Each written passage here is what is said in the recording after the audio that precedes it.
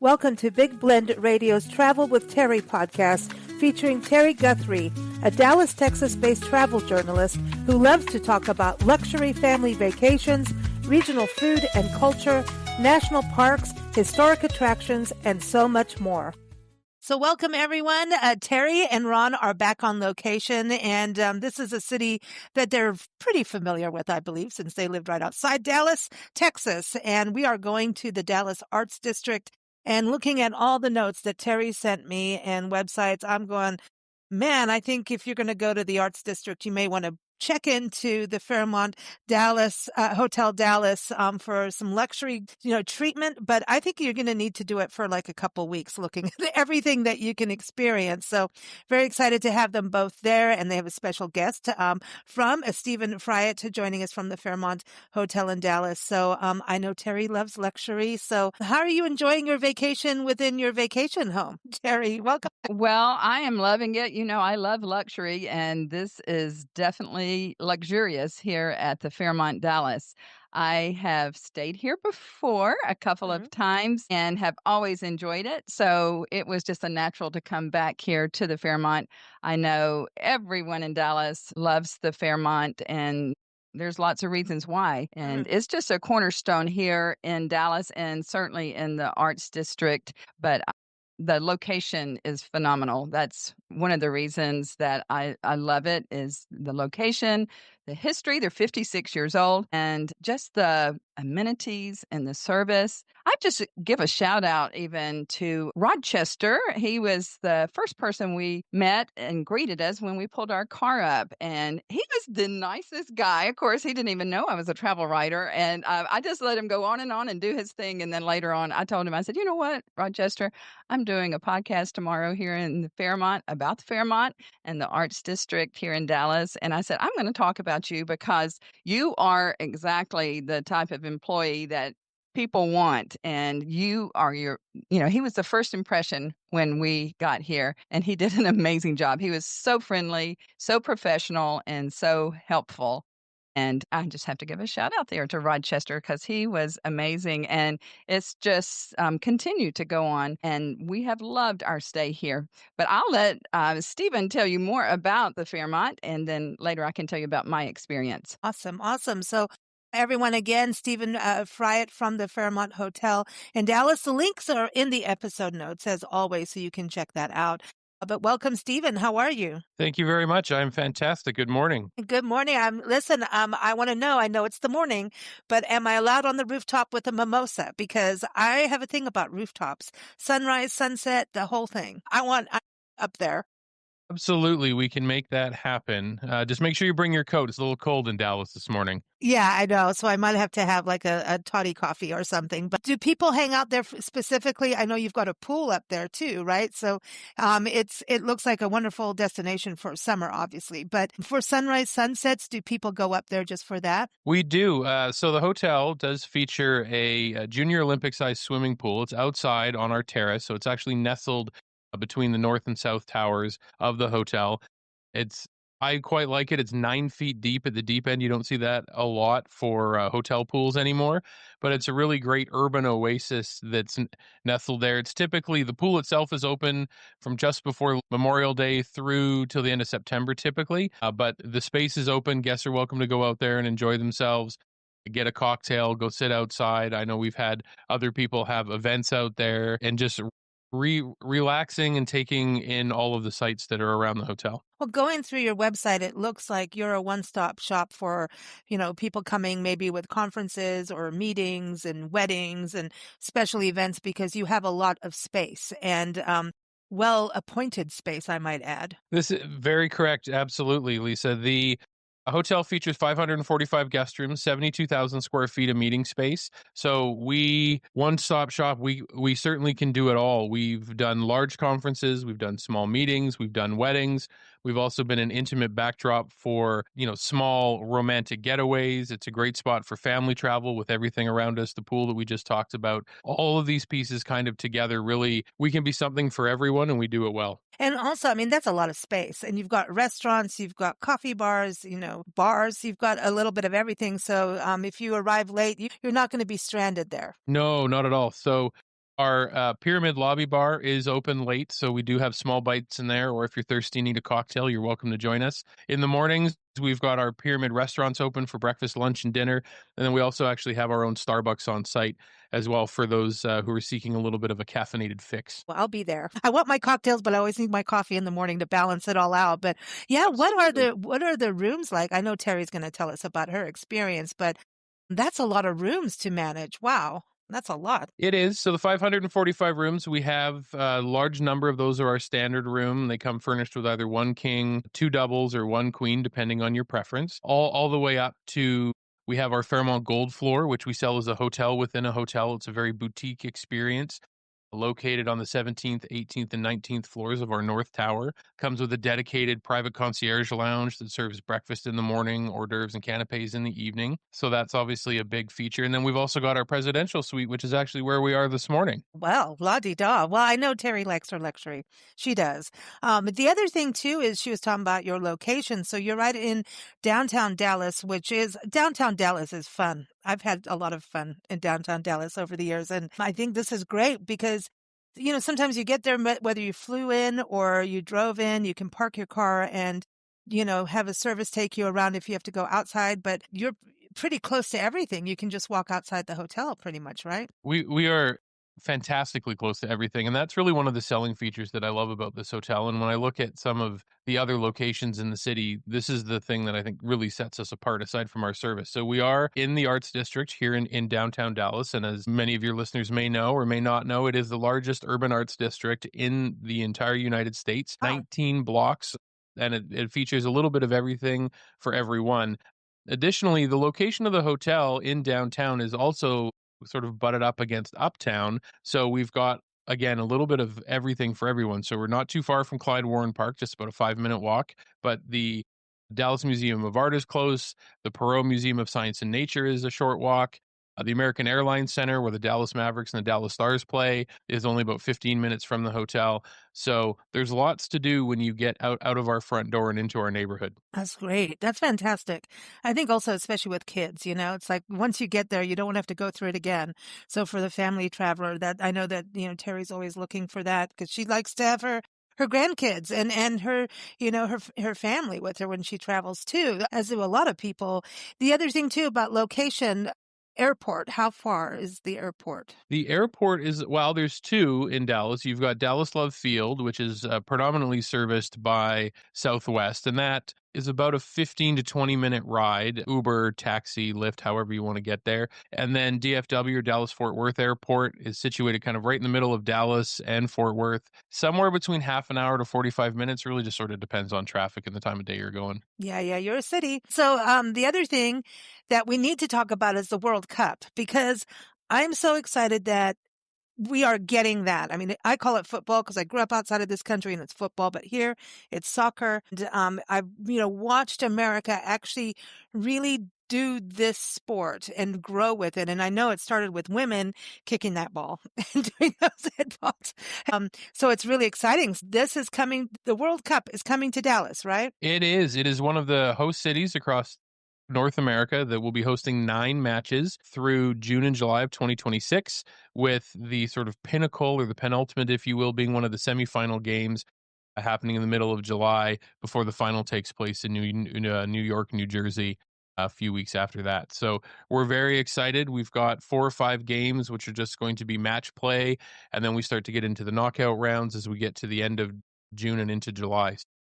Actually, the day that we're recording this, the draw happens a little bit later today, so we'll learn which teams are going to be playing in which matches in the next couple of days, and we can begin to start welcoming inquiries and guests from all around the world to our world-class location. This is making history. Seriously, it is. This is sports history, and it's just so exciting. What about reservations? I mean, is it already too late, or can people still make reservations? I would think you'd need to get on it if you're going to do it. You can still make reservations. The thing that we've seen is not knowing which teams will be playing in which locations when yet, and that we'll start to have that unfold today with the draw that happens a little bit later. Some people are making inquiries, but we haven't seen a huge uptick in reservations just yet. Lots of people inquiring, but nobody actually confirming. But we expect that really to start picking up steam as we come through this upcoming weekend and into next week, as we start to then see and know who's playing. Is it England versus France? Is it Argentina versus Germany? So we'll start to see that, and I think we'll start to gain some momentum on that front. I want it all. I do. I think some people might just move in for a while so they can see it all. I mean, that would be pretty epic to be able to witness that. Well, very cool, very cool. So seasonally, I know that you do a lot of meetings and that kind of group traffic that comes into the hotel. So that's pretty much spring and fall, right? For that season. Yep. So once we get through the Christmas holiday season, we really kick off with that starting in January with the temperatures being as mild as they are in North Texas. Typically, we do start to see that meeting business start to kick off early in January. Often, as we get into more temperate climates like spring and fall, we're competing against cities like Chicago and a few other places. But for anyone who's ever been to Chicago in the winter, it's not really somewhere you want to go in January. So yeah, we're busy with meetings really middle of January all the way through May and June. Things will slow down a little bit for the summer, and then it'll pick up again sort of post Labor Day and kind of run up until the first couple of weeks of November. Excellent. Well, thank you for joining us today. I'm excited to hear Terri and Ron's, their experience at the hotel. She's been there more than once, obviously, here. And it'll be interesting to hear about their stay now. And I want to hear about her luxury side because I know she likes that. Thank you so much, Stephen. Yes. Well, let me tell you, the goal level is the way to go here at the Fairmont, any of the Fairmonts. That is just a step above and a very elevated experience. And here in Dallas, it's just as grand as all of the fantastic Fairmonts that I have visited before. And I love the concierge service that they have. And the rooms are just beautiful and spacious, marbled bathrooms. The linens are Egyptian cotton. It's just I don't know, very relaxing. When you walk in, you're like, oh, you just feel at home and you feel very welcomed. And the floor to ceiling glass windows, they do it right here. That's one thing that this hotel has that many don't, and that's just the space in the rooms and the floor to ceiling glass windows, and there's multiple ones, so you get a beautiful view of downtown Dallas. I love our view here right now, and we're overlooking the Dallas Arts District, which is perfect for this podcast because there's many very interesting buildings and architecture here that's just very unique to this area. And yeah, we have so enjoyed our stay here. And I wanted to tell you one thing that I love too is that on the rooftop terrace, they have a garden. And yeah, a little garden. And it's one that they use here with the restaurant. And so it's fun to have those fresh herbs and vegetables just right off of their pool deck terrace. And in fact, I visited that, Stephen, back in when I was here in July for the 4th of July event. I went back and I was looking at your garden. I thought that was really fun and so creative. I think that's great. I'm just wondering now, do y'all have honey? I know that that's something that they have at the Franconac. So we do have some bees, but we're not actively harvesting our honey. But it's great to hear that you got to see the garden. The chef is very proud of his garden, and really the goal there is to, exactly as you said, be able to take fresh herbs and things that we're growing on property and work that into our menu in the restaurant. We also actually have a fig tree. I don't know if you saw it, but there's a fig tree outside on our pool terrace that actually does still produce figs. It's a very small window that it fruits, but the chef will collect those, and him and our executive pastry chef work very hard to work those into some seasonal delights when they can. It's always nice we talk about farm to fork very often in the culinary world, but it's really, we're talking about food only having to travel really 100 feet as opposed to, 100 miles, which is really cool. That's amazing.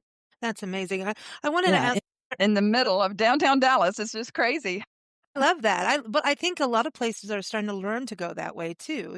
Travelers want to see that, and I think it's better for the environment. And just watching how hotels are really changing up with that is amazing. Right. And well, also they've got the space here. Yeah, and also elevating the dining experience that hotels. When you get there and maybe you've had a long drive or something or a long flight, you want to have a meal or a cocktail or something and sometimes just, sleep it off and then be fresh for, whatever meeting you're having the next Mhm. day.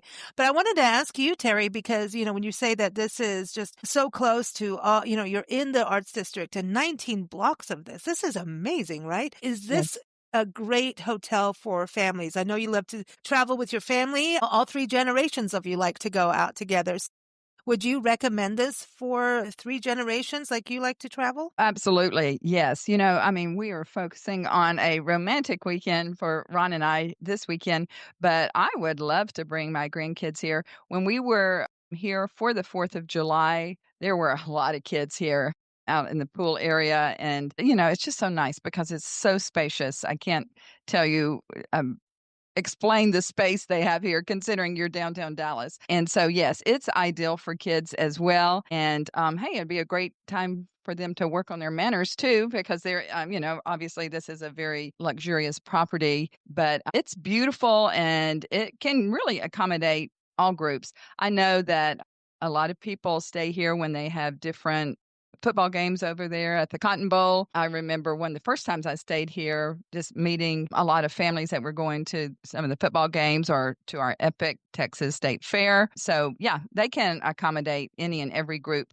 Also, mentioning weddings, I was telling them earlier that 2 or 3 years ago, I think it was, that we did have some dear friends have their wedding actually here in the Arts District at the Nasher Sculpture Garden. And then the rest of the festivities were here at the Fairmont. And one of my best memories is our party that they had that was out on the pool deck. And I didn't realize at that point how big that area was. It is so perfect for any type of celebration or event. And that was my first experience out there. So it has continued to grow, and I continue to learn things about the Fairmont because there's a lot to learn about and to know about. But the downstairs area, I have to tell you, the lobby area, which is beautiful right now with all the Christmas decor, it's just so tastefully done. It's very chic and cosmopolitan, I would have to say. And I love the Pyramid Bar, and yeah, they have it. They have it all. Yeah, if you don't find me down at the Pyramid Bar or the pool deck area, I'll probably be up here at the gold access area here because you get even more special treatment here on the gold floors. So yeah, their concierge here is just the very, very best. Just does an outstanding job. Well, before we get into all the different activities and attractions, I mean, that we could be doing, like I said, I think it's like a 2 week stay, when you look at Yeah. everything. I wanted to ask you too about dining because you're in an arts district, and typically when it comes to an arts district, that includes cuisine, and Right. usually it's going to the nth degree of, fabulous. Right. Yes. Well, let me tell you, here the dining is great. The pyramid and the bar, I love it, and they have all kind of special events there all the time. I know y'all had this cool candlelight concert thing there this summer that was really, really special. Within walking distance here, there are so many great restaurants. But I have to tell you about where Ron and I went last night. We just had a fantastic evening. We started out at Monarch, which is one of the premier restaurants here in Dallas. It's on the 49th floor of the National and is Michelin rated. Wow, I'm telling you, that is an experience in itself. It is so beautiful. And when you get up to the 49th floor, those views of the Dallas skyline are breathtaking. And talk about sunset. Wow, it just doesn't get any better than that. And the service there and the food, it was spectacular. It was a really special dinner. We met some of our friends here in Dallas for dinner because she and I both are celebrating our birthdays. So Well, happy that's birthday. thank Woohoo. you. Thank you. Yeah. Ooh. So I can't imagine a better place to stay than the Fairmont for a romantic getaway, any type of celebration. And the Monarch is just, wow, everybody just goes, wow, the Monarch. I mean, it's just something else. Their wine selection there is just phenomenal. I walked around in this massive room and did some videos of it last night because it's so impressive. And then there's many others. There's Dean Fearing's, which is at the Ritz-Carlton, which is not too far away. Now, he is a celebrity chef. You may have heard of him before, and is known as the father of Southwestern cuisine. So his place, which is where we're going tonight, is really something special too when you're here in Dallas. And I love the name of the bar there. It's called the Rattlesnake Bar. Oh, cool. And even though it's very Southwestern, it's still very elegant, being in the Ritz, but it's a lot of fun. And they have a lot of wild game on their menu, which is fun, like elk and buffalo and stuff like that. It's a really special place to dine as well. And then Sachet is another. Oh, and by the way, all three of these I'm mentioning, they're all Michelin rated. So they're just, top of the top. And Sachet is one I have never been to, and I'm going there tomorrow, but it's Mediterranean food. And I hear nothing but rave reviews about it, so I'm excited to get to experience Sachet. So the dining options here in Dallas are endless, and that will be one of the hardest things to do when you're here is deciding where you're going to Oh. dine. This is definitely one of the cities that just has just excellent cuisine and just top-notch restaurants, and every type of restaurant you can imagine, and so many of them are around the Fairmont and the Arts District, so lots of choices to be made. Now, I wanted to ask about this because I know you both mentioned Clyde Warren Park being real close. So, what is Clyde Warren Park all about? Well, Lisa, this has got to be one of the most unique parks in the entire world, and I love it, and it is just a central hub for all of Dallas, and they have the most fun activities. But I'm going to let Ron tell you about this because uh, I don't know how to. I'm going to because I think I'm going to because from an engineering standpoint, 'cause he's an engineer. That's why I wanted him to talk about Clyde Warren Park and the Perot Natural and Science Museum because they both have a very interesting engineering aspect to them. So I'll turn it over to Ron. Hey, Hi, Ron, how Lisa. are you? Hey, it's good to have you back on. And I hear you're having a good time and making sure that Miss Terry has a wonderful birthday. Yes, yes. And just chasing Terry around, that's part of my life now. Trying to hang on to all the different events that she manages to come up with. But this is a really wonderful time. We've been wanting to do this to get into downtown Dallas and explore a little bit. So, what a great opportunity. Yeah, I wanted to ask that actually because it's like a staycation for you guys.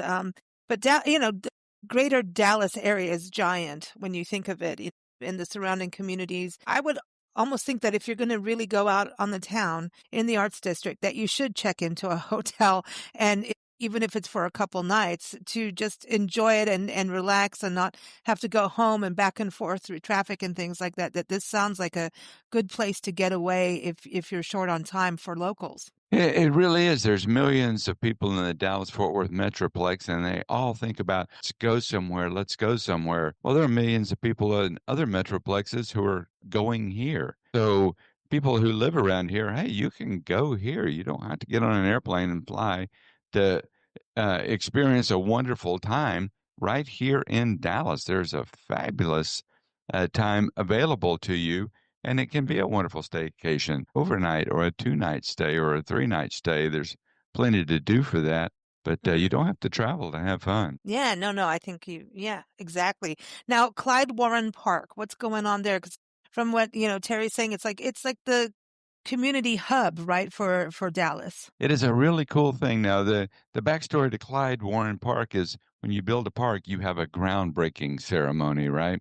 Clyde Warren Park is a little different because they didn't have a groundbreaking ceremony. They had a ground making ceremony. And Clyde Warren Park is built above the Woodall Rogers Freeway. The Woodall Rogers Freeway was dug in below the ground level a little bit, and somebody came up with the idea that, hey, cars don't need the view to the sky, and we're short on space. So they covered over the freeway, which now becomes a tunnel, built a park on top of the freeway, gained 5 acres of really valuable real estate right in downtown. It's open to the public. It's actually a private park. It's by the Woodall Rogers Park Association. It's funded privately, and they have 1,300 events every year in this park. So it is definitely very much a central hub. I mean, they have concerts, cultural events, live music, dances, community events that brings in on the edge of the art district that are like community black parties where you have large groups of people who come in, trucks, food vendors, displays. I mean, just a wonderful place to just go around and enjoy yourself in a park setting in the middle of downtown Dallas. It's so beautiful. Christmas lighting ceremony comes up. Christmas tree lighting. They have a 52-foot Christmas tree with 37,000 lights and 4,000 ornaments on it. So it's Oh a my gosh. wonderful lighting ceremony right in the middle of downtown Dallas. It's just hard to believe you're in the middle of downtown when you're there. Wow, wow. Now, what's going on at the Perot Science Museum? And I'm a geek about that stuff too. Not saying that I always understand it all, but I always like anything that goes pop fizz bang. Is this and for kids, I think museums have really changed to be so interactive, and some of us adult brains like me need that interactive kind of, get kids to touch, learn so we can get the basics. And these are kind of those places where sometimes a textbook doesn't help a kid. And then, of course, I'm saying adult kids too, going to a museum that has really good exhibits that are not just static can be a really beneficial, place to visit, educational and fun. And that's what the whole goal is it should be fun to learn. So does this do that? It absolutely does. The Perot Museum combines several museums, the Dallas Museum of Natural History, the Science Place, the Children's Museum. The Perot children started off the donations. They started with 50 million. That sure helps, but I think they raised $185 million and built this with no public funding. So these are things that are available to the public that is not really costing the public, taxpayer funds. So a wonderful contribution to the community. And we brought our 8, 6, and 4-year-old grandsons. And when we left, oh, they cried. We want to come back. We want to come back. One day is just not enough with the kids. And the beautiful thing is, I really enjoyed it.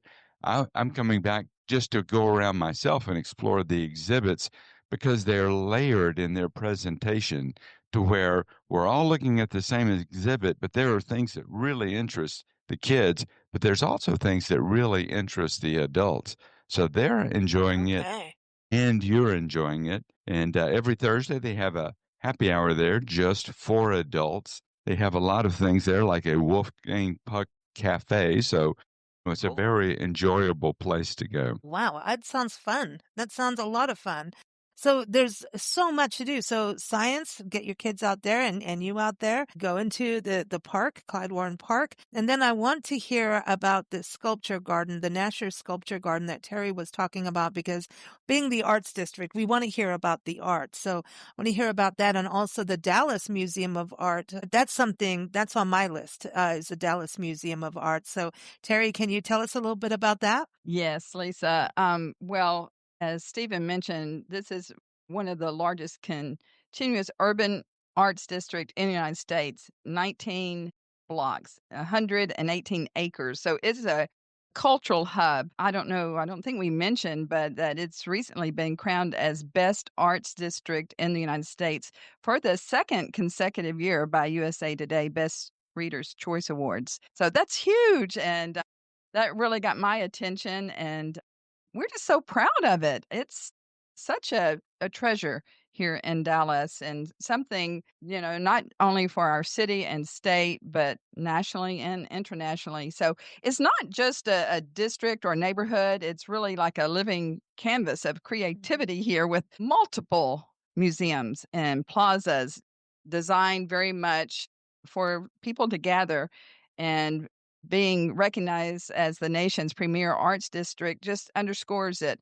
They have so much great architecture here as well, and it's just a very immersive experience and walkable, and certainly very easy to walk to from the Fairmont here. So I love that. I've got my walking boots on, and that's what we're doing today is just leaving the Fairmont and walking the whole arts district. But yeah, the Dallas Museum of Art is probably the cornerstone of all of this, and it's just one of the best museums of arts in the entire nation, with a collection spanning 5,000 years. It has so many Wow. ancient artifacts and masterpieces from Monet and Van Gogh, Georgia O'Keeffe. So just offering just so much comprehensive art here. And also, I love that they have collections with 25,000 objects ranging from antiquities to modern installations, just representing cultures from around the world. They highlight a lot of ancient art, European and American masters, as I said, African and Asian art, contemporary art. And then once you finish there, you just go across the street over to the Nasher, and that is a beautiful sculpture center, and it really provides a serene counterpoint, showcasing modern and contemporary sculptures in a very beautiful gallery and a tranquil garden. In fact, that garden is where our friends got married, which I had never seen a wedding take place there before. And oh my goodness, was that well? So it's a very impressive cultural pairing. And I'm just touching the tip of the iceberg here with all the museums that they have in the arts district. There's just so much. That's where I would just invite our guests to look at the website and see what all is available in the Dallas Arts District, because it's quite impressive. Well, I wanted to bring up, with the holiday season, there's definitely a lot of events. So, but before we got into that, I think something that does tie into it is the National Shrine Cathedral of Our Lady of Guadalupe. And that's definitely, something over the holiday season that I know is a big deal. Yes.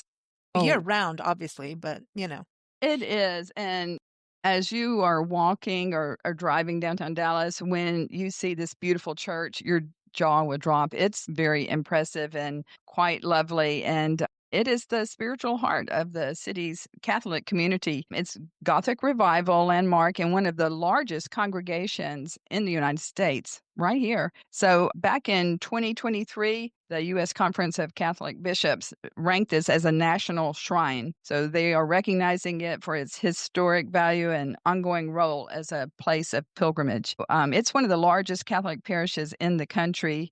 Yeah, it was, I believe, completed back in 1902. It's Gothic revival style, and it has this soaring spire that reaches up to about 224 feet, so you can't miss it for sure. Yeah, and I love that it's just right here in the Dallas Arts District. The spire really adds to the skyline here. They have beautiful stained glass windows and these soaring arches. It's just spectacular and a living testament to the Dallas's cultural and religious heritage. I also, looking at the music side of things and the theater and performing arts. And obviously in the holiday season, it switches up into those themes, but also the Dallas Symphony Orchestra. That's something, all of what we're talking about is year round, but right now it's the holiday season. So we can give everyone a little insight of what's happening now. Yes. But the Dallas Symphony Orchestra, that's got to be amazing to go and experience as well. And yeah, it is.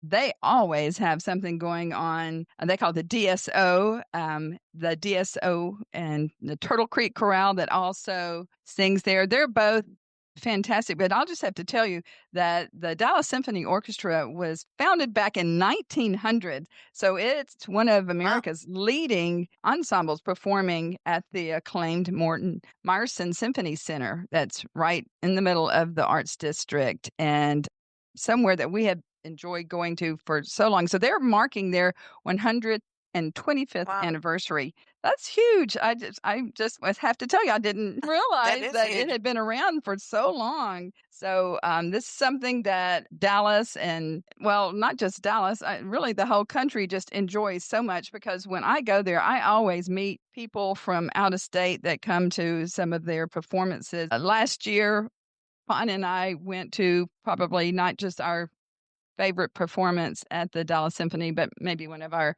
favorite performances of our lifetime. We just loved it. It was the Dallas Symphony Orchestra and the Moody Blues. And I love some that. so he's saying Knights of White Satin. I'm telling you, with them singing that with the backup of the orchestra in there, I'm telling you, it was like some kind of spiritual experience or something. It was just beautiful. I love that song anyway.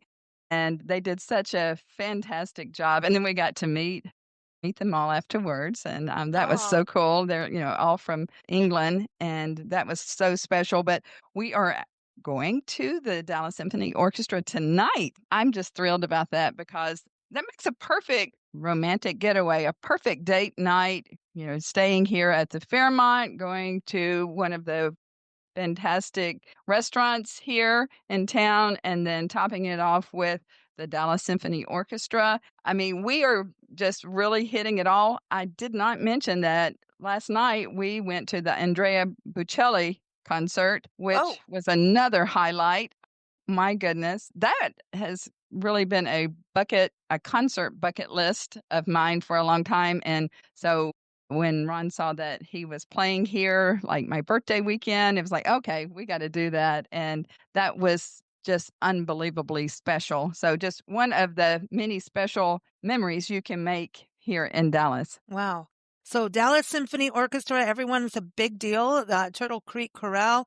There's also the AT&T Performing Arts Center. And I'm looking at, this list. Texas Ballet Theater is putting on the Nutcracker. That is a special thing. That, to me. So that's the Windspear Opera House inside the AT&T Performing Arts Center, right? Yes, yes. And again, these are just beautiful buildings, Lisa, and all just acoustically perfect. And just to see them and walk inside of them is an experience. And to get to attend a performance at one of these is very romantic and just extra special. It just makes for a lovely romantic getaway. So, Lisa, I just wanted to invite our listeners to just imagine this romantic weekend where art and architecture and cuisine are really intertwined with a very romantic twist. So right here in the heart of Dallas, this is a city where romance and culture and cuisine converge. And so imagine stepping into the Fairmont Dallas, your elegant sanctuary right here in the Dallas Arts District, where skyline views and candlelit dinners set the stage for a weekend of discovery. And just outside the doors, as we discussed, is the largest urban arts district in America that unfolds world-class museums, symphony halls, sculpture gardens, and a park, Clyde Warren Park, that we discussed is just pulses with life and is such a fun place. And then you've got the sunsets, and when the curtain falls, Dallas's dining scene takes center stage from very bold restaurants with just fantastic cuisine. So Dallas basically is one of the most vibrant cities in the world, I think, and a destination where every moment here can be a work of art and is a place that romance can just be fueled and really enjoyed. So that's why we love Dallas, Texas, and the Dallas Arts District. Awesome. Well, thank you so much, Terri and Ron, and also Steven and everyone in the Arts District for making a destination so amazing. We can't wait for everyone to go and have fun. So we've got all the links in the episode notes, so you can look at the Fairmont Hotel Dallas, and then also you can also go to visitdallas.com. And then for the Dallas Arts District, just go to Dallas Arts District. Thank you all, everyone. Safe travels and happy holidays. And happy birthday, Terri. May you and Ron have a wonderful, wonderful, most ever romantic time. Thank you, Lisa. We appreciate it. Thank you so much. Thanks for joining us here on Big Blend Radio's Travel with Terri podcast. You can follow Terri's adventures at travelwithterri.net. And that's Terri with an I, not a Y. Follow us here at bigblendradio.com. Happy travels!